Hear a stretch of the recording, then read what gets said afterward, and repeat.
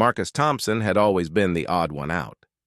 Standing barely 5 feet 6 inches tall with thick glasses that made his eyes look huge, he was the kind of person people overlooked in a crowd. His thin frame and nervous habit of adjusting his glasses every few seconds made him appear weak and uncertain. The other recruits at the Royal Guard Academy couldn't understand why someone like him had even been accepted. "Look at that little mouse trying to be a soldier," laughed Jake Morrison, the tallest and strongest recruit in their batch. His voice echoed across the training grounds where 30 new recruits were gathered for their first day. "I bet he can't even lift a proper rifle, let alone shoot one." The other recruits joined in the laughter. Sarah Chen, who came from a military family, shook her head in disbelief. "My father always said the Royal Guard only accepts the best. Standards must really be dropping if they're taking people like him." Marcus felt his cheeks burn with embarrassment, but he kept his eyes focused on his boots. He had heard these comments 1,000 times before. Growing up in a small town outside the capital, he had been the target of bullies throughout school. His love for reading books instead of playing sports, his preference for quiet corners over loud gatherings, and his complete lack of physical strength had made him an easy target. The truth was, Marcus had never wanted to join the Royal Guard. His father, a respected librarian in their town, had encouraged him to pursue his passion for history and literature. But when his younger sister Emma was diagnosed with a rare disease requiring expensive treatment, Marcus knew he needed a stable job with good pay and medical benefits. The Royal Guard offered exactly that. Commander Harrison stepped forward, his stern face scanning the group of recruits. He was a man in his 50s with graying hair and scars that told stories of real battles. His uniform was perfectly pressed and his boots shone like mirrors. "Listen up, recruits!" Commander Harrison's voice boomed across the training ground. "For the next 6 months, you will be pushed beyond your limits. Some of you think you know what it means to be strong. Some of you think physical size determines worth. You're about to learn how wrong you are." His eyes lingered on Marcus for a moment longer than the others, but his expression remained unreadable. The first week was brutal for Marcus. Physical training started at dawn with long runs around the academy grounds. While the other recruits finished the 5-mile course in reasonable time, Marcus struggled to keep up, often arriving at the finish line long after everyone else had caught their breath. "Come on, Thompson," shouted Sergeant Miller, their physical training instructor. "My grandmother could run faster than that, and she's been dead for 10 years.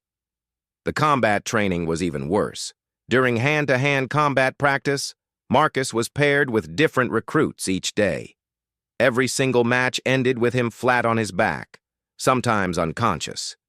Jake Morrison particularly enjoyed these sessions, often using more force than necessary when practicing throws and holds. "Maybe you should consider a career in accounting instead," Jake whispered during one particularly painful session where Marcus had been thrown to the ground for the 5th time in a row. "This isn't a place for weaklings." Even during meals in the cafeteria, Marcus sat alone. The other recruits had formed their own groups, sharing stories of their athletic achievements, their family military histories, or their dreams of glory in the Royal Guard. Marcus had nothing to contribute to such conversations. His stories involved books, quiet museums, and helping his father organize library archives. One evening, after a particularly difficult day where he had failed every single physical test, Marcus sat on his narrow bed in the dormitory, writing a letter to his family. The lights were dim, and most of the other recruits were already asleep, exhausted from their training. "Dear Mom and Dad," he wrote with shaking hands, "I'm not sure I can do this. Everyone here is so much stronger and faster than me. Maybe I made a mistake coming here. But I keep thinking about Emma and her treatments, and I know I have to try to stay." What Marcus didn't know was that Commander Harrison had been watching him more closely than any other recruit. Every morning, the commander received detailed reports about each trainee's progress. While Marcus was failing every physical test, there was something in his eyes that caught the commander's attention. Unlike the other recruits who complained about difficult training or made excuses for their failures, Marcus simply got back up and tried again. Day after day, no matter how many times he was knocked down, he returned the next morning ready to face another day of humiliation. The commander had seen many recruits over his 30-year career. He had learned to spot the difference between those who were naturally gifted and those who had the rare quality of absolute determination. Physical strength could be built with training, but the kind of mental toughness Marcus displayed was something a person was born with. 3 weeks into training, the recruits were introduced to weapons training. This was the moment everyone had been waiting for. The Royal Guard was famous for their precision with firearms, and marksmanship was considered the most important skill a guard could possess. The weapons instructor, Captain Rodriguez, was a legend in the Royal Guard. Stories of his incredible shooting abilities were known throughout the military.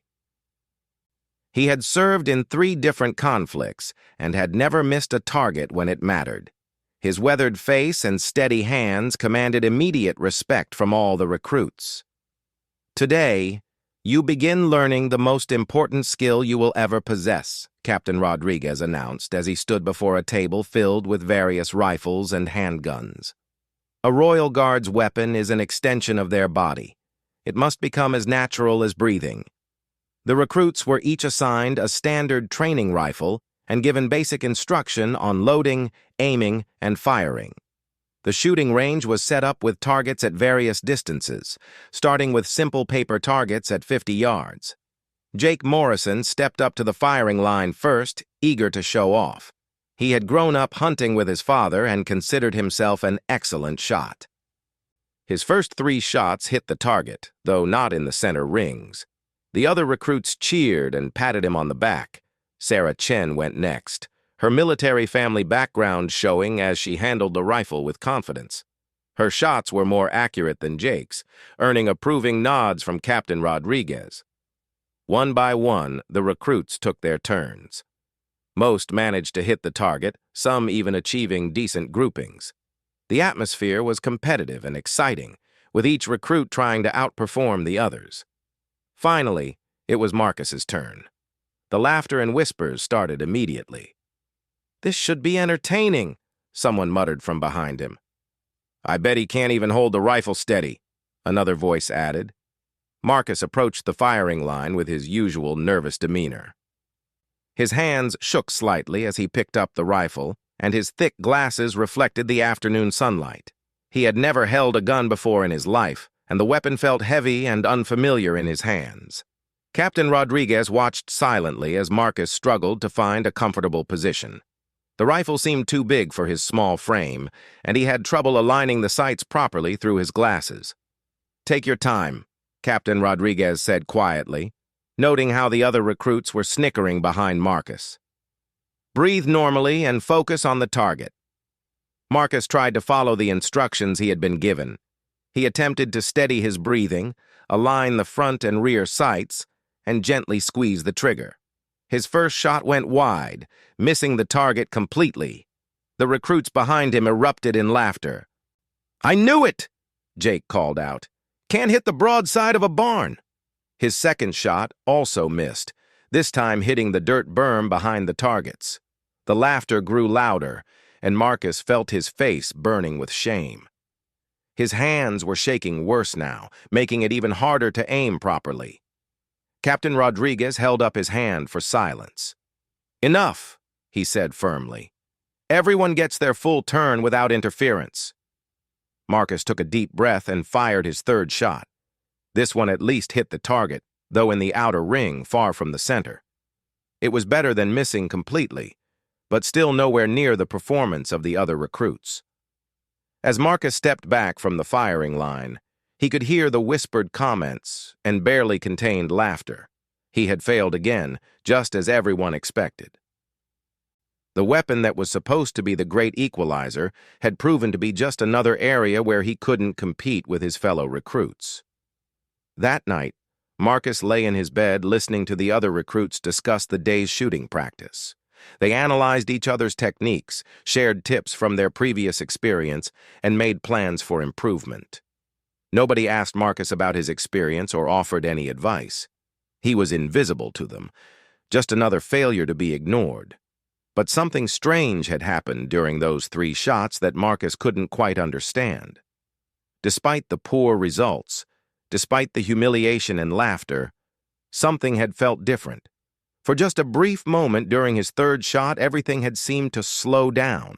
The rifle had felt less heavy, the target had appeared clearer, and his breathing had become calm and steady. It was such a fleeting sensation that he wondered if he had imagined it. But as he closed his eyes to sleep, Marcus couldn't shake the feeling that something important had happened on that firing range, something that nobody else had noticed, including himself. The following weeks brought more of the same humiliation for Marcus during weapons training. Each session on the firing range resulted in missed targets, scattered shots, and growing frustration from both his instructors and fellow recruits. Captain Rodriguez tried to help him with basic techniques, adjusting his stance and grip, but nothing seemed to work. "Thompson, you're thinking too much," Captain Rodriguez said during one particularly difficult session. "Stop trying to control every aspect of the shot. Sometimes you have to trust your instincts." But Marcus didn't have any instincts when it came to shooting. Every aspect of handling a firearm felt foreign and uncomfortable. His glasses fogged up from stress, his hands trembled from the pressure, and his shots continued to spray wildly around the target area. The other recruits had stopped finding his failures amusing and started viewing them as simply pathetic. Even Jake Morrison had lost interest in mocking him, focusing instead on his own improving marksmanship. Marcus had become irrelevant, a background figure who would clearly wash out of the program soon. During the 4th week of weapons training, something unexpected happened that changed everything.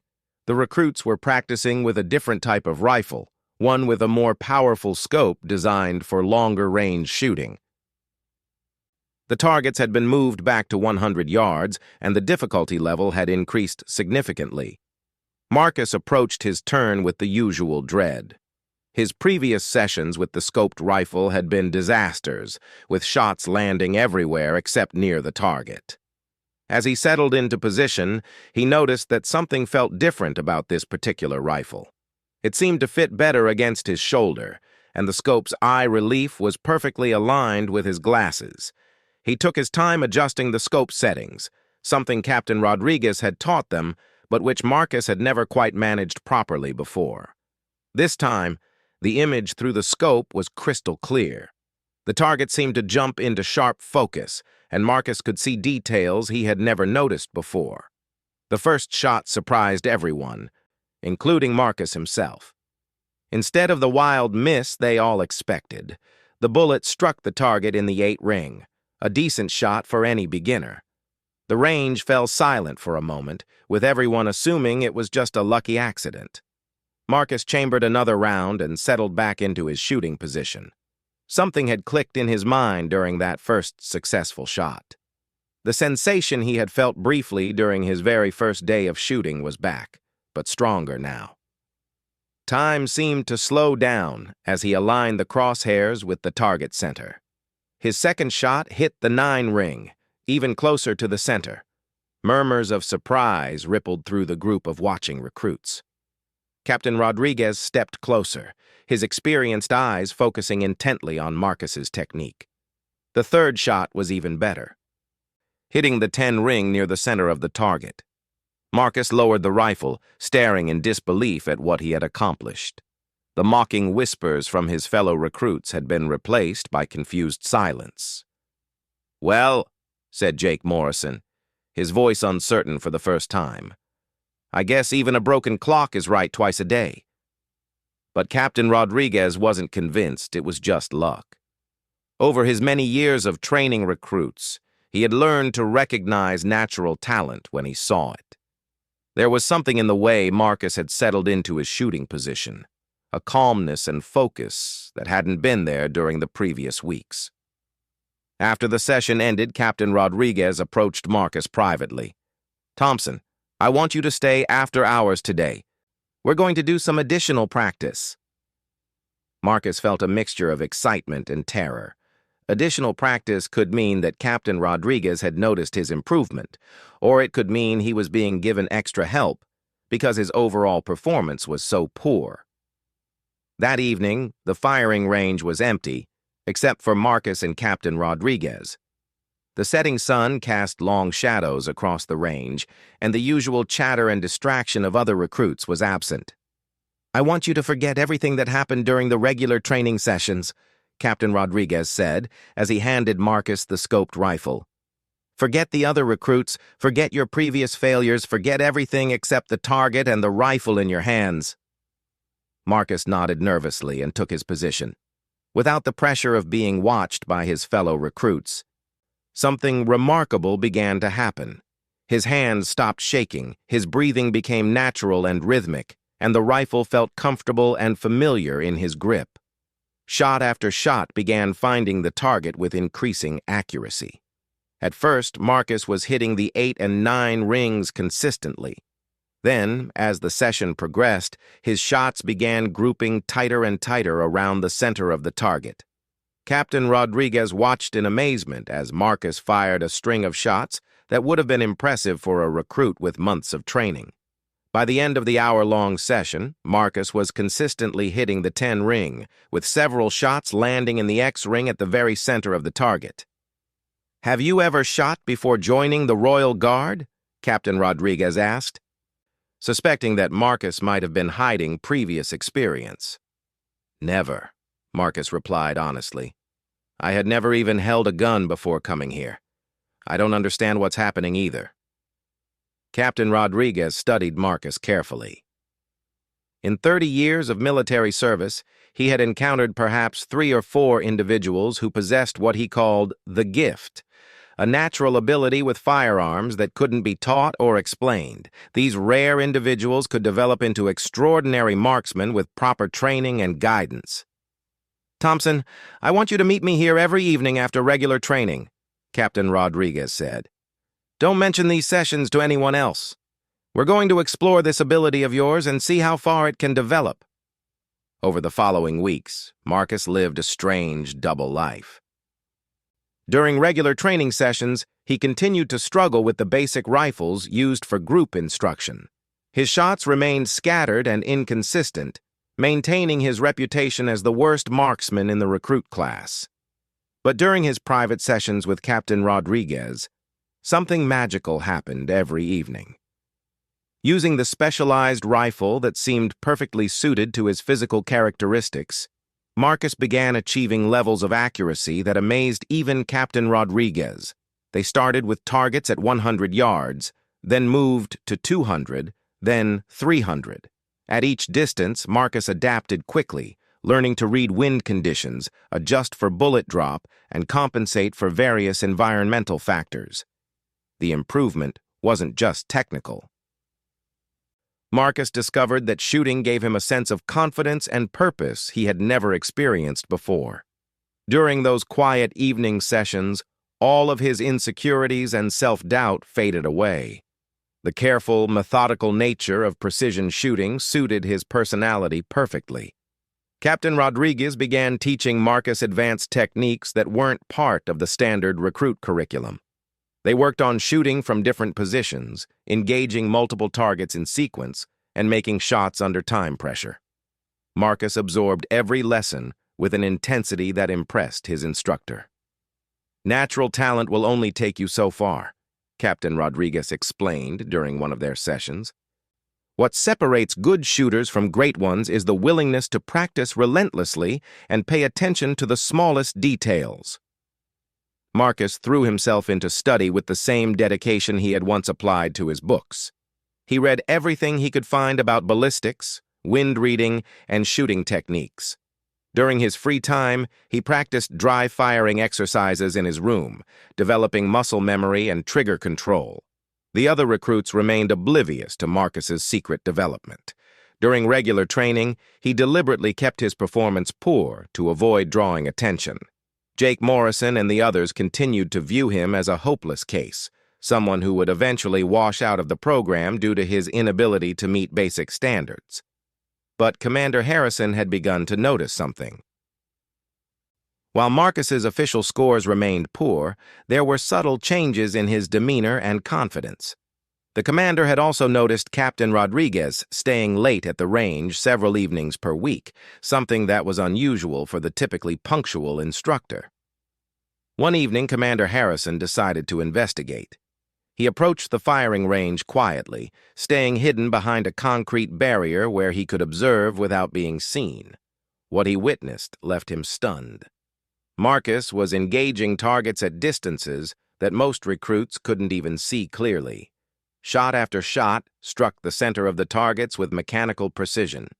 His movements were smooth and confident, completely different from the nervous, fumbling recruit he appeared to be during regular training. Commander Harrison watched for 20 minutes as Marcus demonstrated shooting skills that would have been impressive for a veteran Royal Guard, let alone a recruit with only weeks of training. The transformation was so complete that if the commander hadn't seen Marcus's face clearly, he might have thought it was a different person entirely.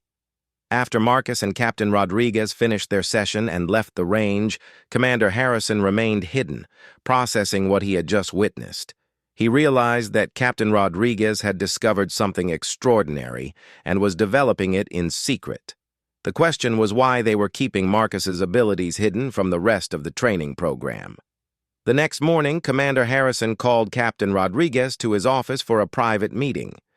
When Rodriguez arrived, he found the commander sitting behind his desk with an unreadable expression.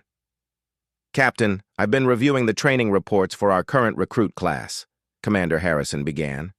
"I noticed that Recruit Thompson continues to score poorly in marksmanship, yet you've been spending considerable time providing him with additional instruction." Captain Rodriguez realized immediately that his evening sessions with Marcus had been discovered. He straightened in his chair, prepared to defend his actions. "Sir, Thompson has shown some potential that I believe deserves exploration," Rodriguez said carefully. "I felt that additional instruction might help him meet the basic standards required for graduation." Commander Harrison leaned forward. "Captain, I've known you for 15 years. You don't waste time on hopeless cases. What aren't you telling me about Recruit Thompson?" Captain Rodriguez hesitated for a moment, then made a decision. "Sir, I believe Thompson may possess exceptional natural ability with firearms.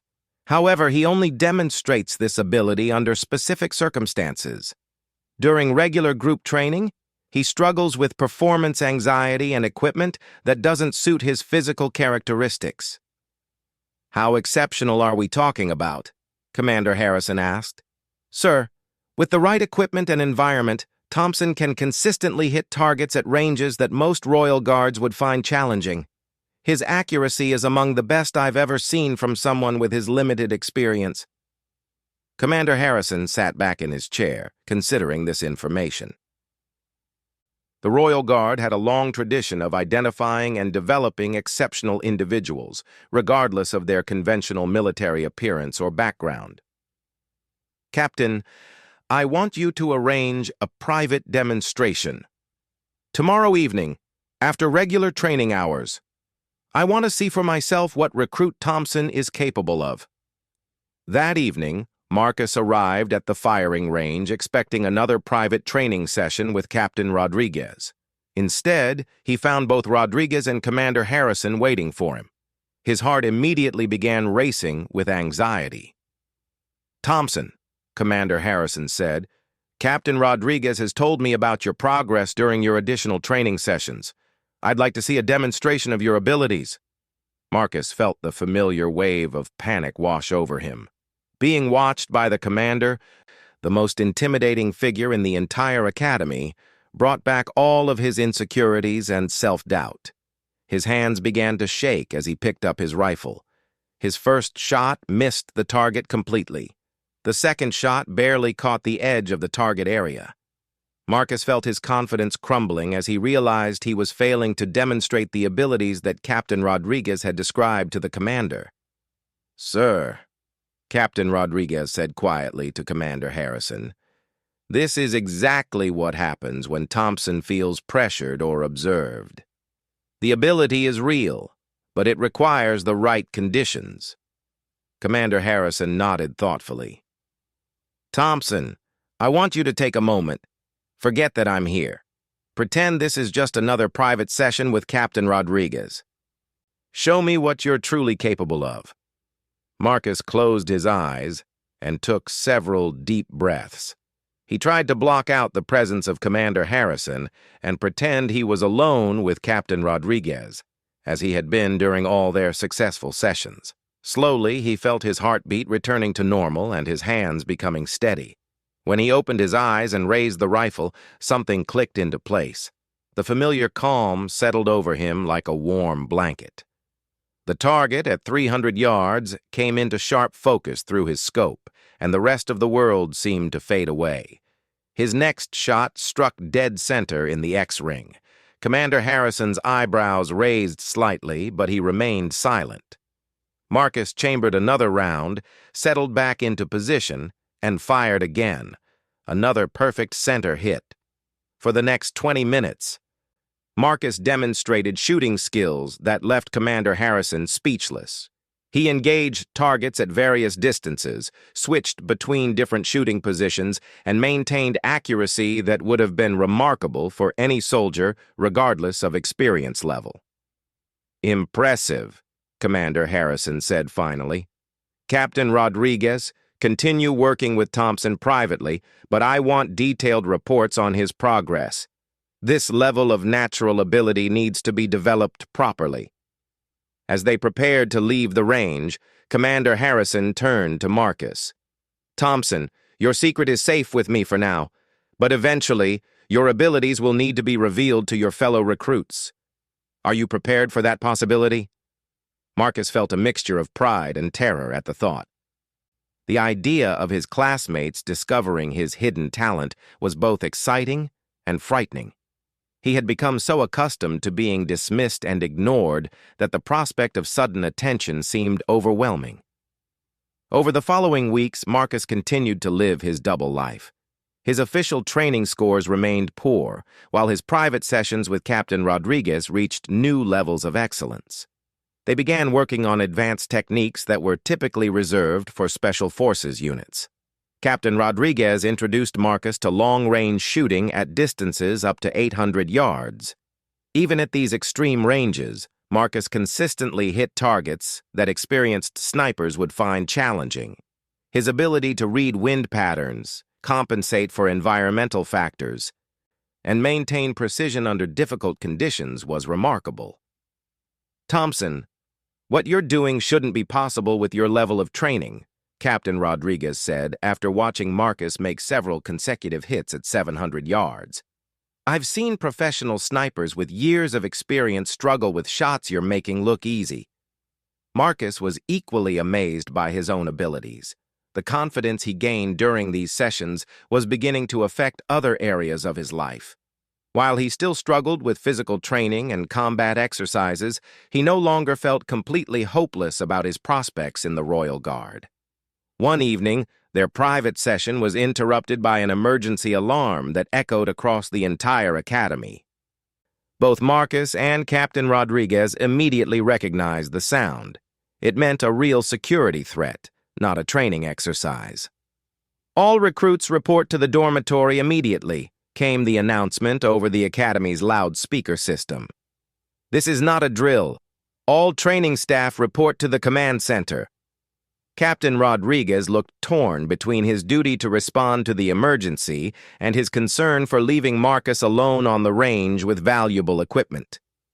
Thompson, secure this rifle and ammunition, then get back to your dormitory. We'll continue tomorrow. As Marcus began packing up the shooting equipment, he heard the sound of vehicles approaching the academy at high speed. Through the windows of the range building, he could see flashing lights and what appeared to be police or military vehicles. Unknown to Marcus and the other recruits, a dangerous criminal had escaped from a maximum security prison earlier that day. The escapee was an expert marksman who had been serving time for multiple sniper attacks against government officials. Intelligence reports suggested he was heading toward the capital city and might try to infiltrate military installations to acquire weapons. Commander Harrison was in the command center receiving updates from law enforcement when a lookout spotted suspicious movement in the wooded hills surrounding the academy. The escapee appeared to have taken a position approximately 1,000 yards from the main academy buildings. "Sir, we have eyes on the target," reported Sergeant Collins, the academy's head of security. "He's positioned himself in the tree line with what appears to be a high-powered rifle. From that location, he could potentially engage anyone moving around the academy grounds." The local police SWAT team was still 20 minutes away, and the academy's security force wasn't equipped to deal with a long-range threat. Commander Harrison faced a difficult decision. The escapee was too far away for conventional weapons to reach, and any attempt to approach his position across open ground would be extremely dangerous. "Do we have any qualified snipers available?" Commander Harrison asked. "Sir, our best marksmen are all deployed on current operations," Sergeant Collins replied. "The only long-range capable rifle we have on site is the one Captain Rodriguez has been using for advanced training." Commander Harrison's mind immediately turned to Marcus. The young recruit had demonstrated extraordinary shooting abilities, but he was still just a trainee with only weeks of experience. However, the situation was desperate, and conventional options were limited. "Where is Captain Rodriguez?" the commander asked.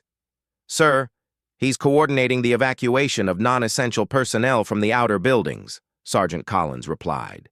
"He's not immediately available." Commander Harrison made a decision that would have seemed impossible just weeks earlier. "Find Recruit Thompson and bring him to the command center immediately, and someone retrieve that specialized rifle from the range." 5 minutes later, Marcus found himself standing in the command center, surrounded by senior staff and security personnel. His usual nervousness was amplified by the serious atmosphere and the realization that this was a real emergency, not a training exercise. "Thompson," Commander Harrison said, "we have a situation that requires long-range shooting capabilities. The target is approximately 1,000 yards from this position, concealed in heavy vegetation. Are you confident you could engage a target at that distance?" Marcus felt his mouth go dry. 1,000 yards was beyond anything he had attempted during training. The longest successful shots he had made were at 800 yards, and those were against stationary paper targets under ideal conditions. "Sir, I've never shot that far in actual conditions," Marcus replied honestly. "And this would be against a real person, not just a target." Commander Harrison nodded, understanding the weight of what he was asking. "Thompson, this individual has already killed multiple people and represents an immediate threat to everyone at this academy. If we can't neutralize him quickly, people will die. I need to know if you believe you can make this shot." Marcus closed his eyes for a moment, trying to calm his racing thoughts. Everything about this situation was far beyond his training and experience. But as he thought about his fellow recruits, the academy staff, and the innocent people who could be hurt, he felt a familiar sensation settling over him. "Sir, I can try," Marcus said quietly. "But I'll need the rifle I've been training with, and I'll need Captain Rodriguez to help with range estimation and wind reading." "Captain Rodriguez is unavailable," Commander Harrison replied. "You'll have a spotter, but it will be Sergeant Collins, not Rodriguez. Can you work with that?" Marcus nodded, though he felt far from confident. Sergeant Collins was experienced in general military operations, but he wasn't a trained sniper spotter. Marcus would be largely dependent on his own abilities to read the complex environmental factors that could affect a shot at such extreme range. The specialized rifle was brought to an observation position on the academy's highest building. Marcus set up his shooting position while Sergeant Collins used binoculars to observe the target area. The escapee was barely visible through the heavy foliage, appearing as occasional glimpses of movement rather than a clear target. "Range is approximately 1,050 yards, Sergeant Collins reported. "Light wind from the northwest, maybe 5 to 8 miles per hour. Target is partially concealed behind a large tree trunk. Marcus peered through his scope, trying to locate the target among the shadows and vegetation. After several minutes of careful observation, he caught sight of a small portion of the escapee's upper body visible between two tree branches. The shot would be incredibly difficult under any circumstances. The extreme range meant that even minor errors in calculation would cause a complete miss. The partial concealment of the target left only a small area visible. The wind conditions were variable and difficult to read at such distance. Marcus tried to apply everything Captain Rodriguez had taught him about long-range shooting. He observed the vegetation between his position and the target, looking for indicators of wind direction and speed. He calculated the bullet drop for the extreme distance and adjusted his scope accordingly. "I can see about 6 inches of his torso," Marcus whispered to Sergeant Collins. "It's not a clear shot, but it might be possible." "Thompson, you need to understand that if you miss, he'll know our position and capability," Sergeant Collins replied. "We'll lose the element of surprise, and he might relocate to an even better position." Marcus felt the weight of responsibility settling on his shoulders. Everything he had learned about shooting, everything Captain Rodriguez had taught him about precision and consistency, would be put to the ultimate test. But this wasn't just about hitting a target. This was about protecting innocent people and potentially saving lives. He settled into his shooting position, controlling his breathing and allowing his mind to enter the focused state he had learned to achieve during training. Through his scope, the distant target seemed impossibly small and difficult to distinguish from the surrounding vegetation. Marcus made his final calculations, adjusted his aim point, and began the slow, steady trigger squeeze that Captain Rodriguez had drilled into him during countless training sessions. As the rifle fired, he immediately knew that something was different about this shot. The feeling of perfect timing and precision that he had experienced during his best training sessions was present, but magnified. Through his scope, Marcus watched as the escapee suddenly dropped from view. For several seconds, there was no movement in the target area. Then Sergeant Collins, who had been watching through binoculars, lowered them with an expression of amazement. "Target down," Sergeant Collins said quietly. "I can't believe it, but you got him. Clean hit from over 1,000 yards." The command center erupted in controlled celebration as word of the successful shot spread through the communications network. Commander Harrison approached Marcus, who was still lying in his shooting position, staring through his scope in disbelief at what he had accomplished. "Outstanding work, Thompson," Commander Harrison said. "That was one of the finest shots I've ever witnessed under operational conditions." As the immediate crisis ended and law enforcement arrived to secure the scene, Marcus found himself surrounded by Academy staff and senior recruits who had heard about the incredible long-range shot. Word traveled quickly through the Academy that the recruit everyone had dismissed as hopeless had just accomplished something that would have challenged the most experienced military snipers. The next morning, everything changed for Marcus at the Royal Guard Academy. Word of his incredible shot had spread throughout the entire facility during the night. Recruits who had ignored or mocked him for weeks now stared at him with expressions ranging from disbelief to newfound respect. Jake Morrison was among the first to approach Marcus during breakfast in the cafeteria. The tall, confident recruit who had led the mockery now seemed uncertain and almost humble as he stood beside Marcus's table. "Thompson, I heard about what happened last night," Jake said awkwardly. That was really something." "I wanted to apologize for giving you such a hard time. I guess I was wrong about a lot of things." Other recruits gathered around, eager to hear details about the shot that had already become legendary among the Academy staff. Sarah Chen, who had dismissed Marcus on his first day, now looked at him with genuine admiration. 1,000 yards in real combat conditions?" she said, shaking her head in amazement. "My father served 20 years in the military. And he always said shots like that were more myth than reality. Marcus felt overwhelmed by the sudden attention. After weeks of being invisible and ignored, having everyone wanting to talk to him was almost as stressful as the isolation had been. He tried to answer their questions modestly, but the other recruits seemed determined to treat him like a hero. Captain Rodriguez arrived at the cafeteria and immediately sought out Marcus. His weathered face showed a mixture of pride and concern as he approached the group of excited recruits. "Thompson, I need to speak with you privately," Captain Rodriguez said, leading Marcus away from the crowd. "That was an extraordinary shot last night, but we need to talk about what happens next." They walked to a quiet corner of the academy grounds where they could speak without being overheard. Captain Rodriguez looked serious as he began to explain the implications of Marcus's newfound fame. "What you accomplished last night has attracted attention far beyond this academy," Rodriguez said. "Commander Harrison received calls this morning from senior Royal Guard leadership. They want to know more about the recruit who made an impossible shot under pressure." Marcus felt a mixture of excitement and anxiety. "What does that mean for my training here?" "It means your secret is out," Rodriguez replied. "There's no going back to hiding your abilities during regular training sessions. From now on, everyone will be watching to see if last night was a fluke or if you're truly as gifted as it appeared." The change in Marcus's training began immediately. Instead of struggling with basic marksmanship alongside the other recruits, he was moved to advanced shooting courses typically reserved for experienced guards.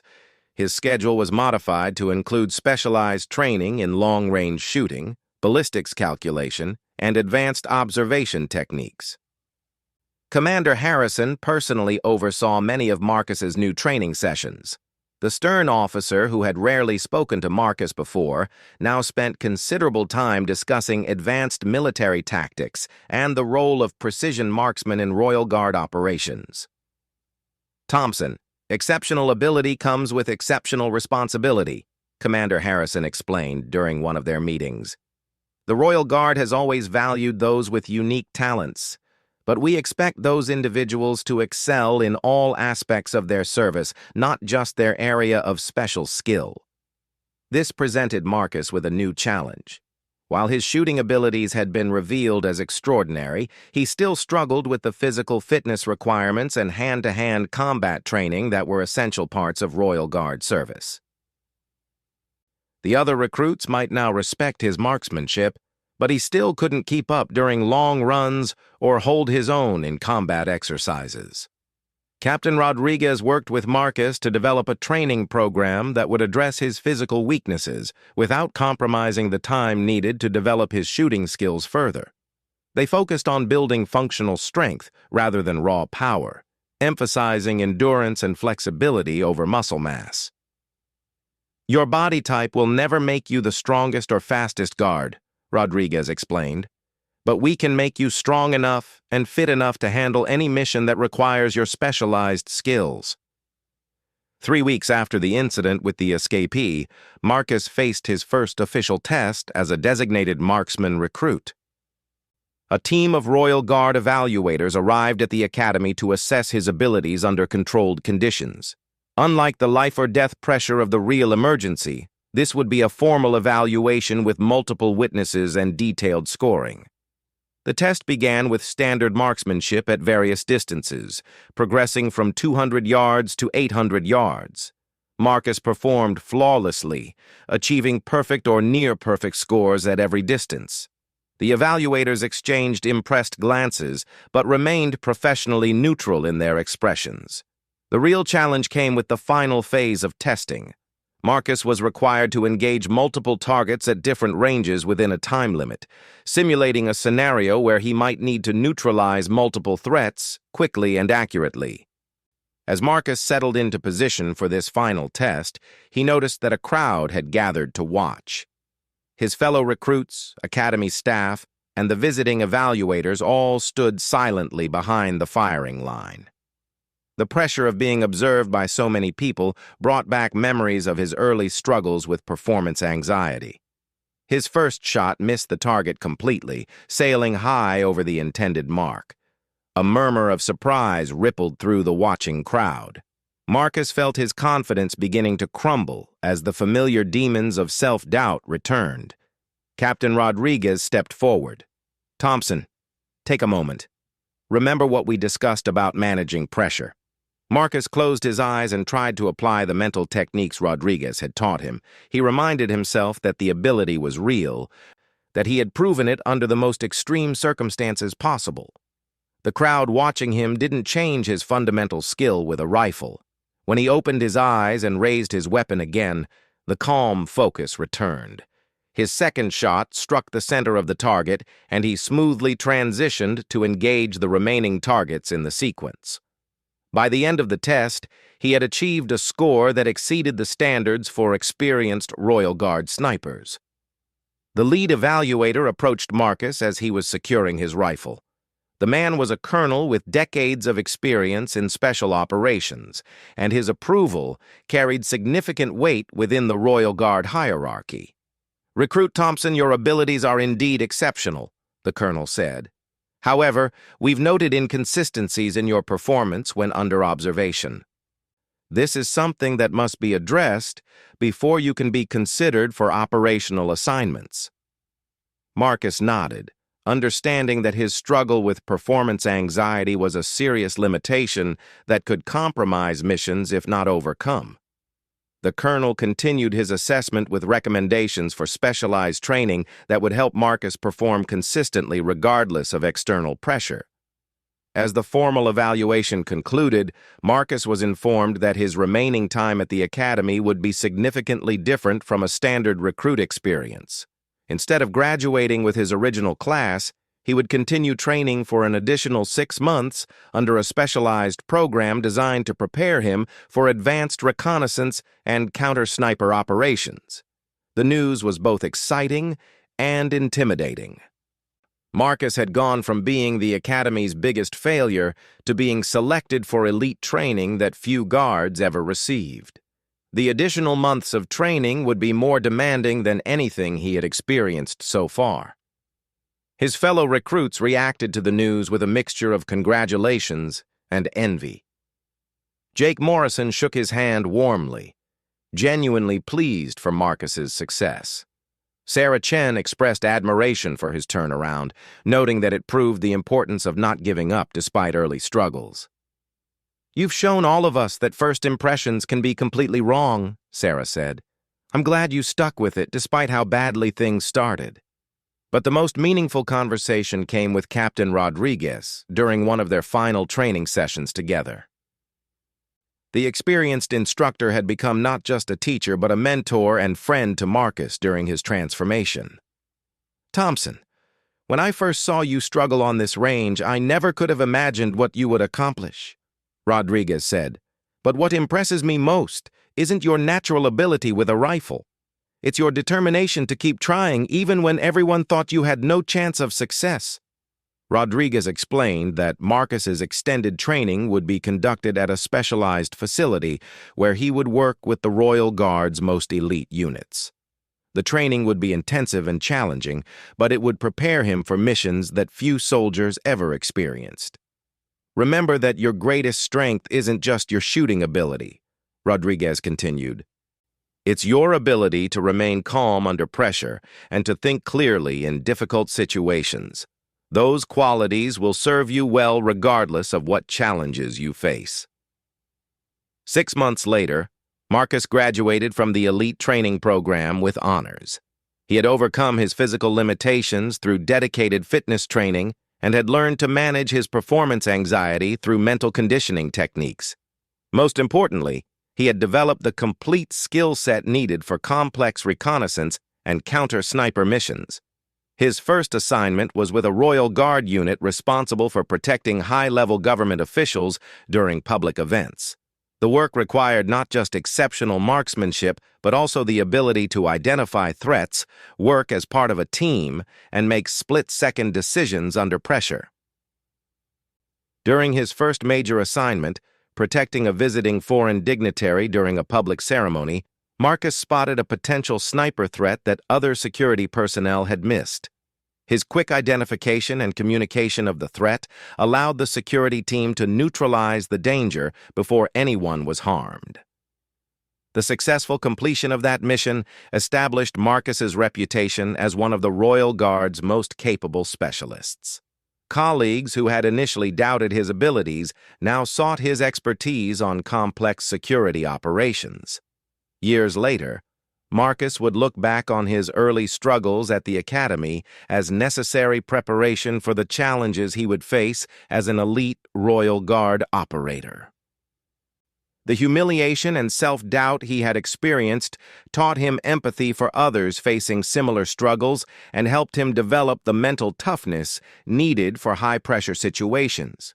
He never forgot the lessons learned from Captain Rodriguez about the importance of persistence and the danger of judging people based on first impressions. Marcus made it a point to mentor younger recruits who showed potential but struggled with confidence or conventional training methods. The story of the recruit who was ridiculed by everyone but proved them all wrong became a legend at the Royal Guard Academy. It served as a reminder that exceptional ability can be found in the most unexpected places, and that determination and proper guidance can transform apparent weakness into extraordinary strength. Marcus Thompson had entered the academy as an overlooked failure who seemed destined to wash out of the program. He emerged as one of the Royal Guard's most skilled and respected specialists, proving that true potential cannot always be measured by conventional standards. His journey from mockery to admiration demonstrated that with the right combination of natural ability, dedicated training, and unwavering persistence, even the most unlikely candidates can achieve greatness.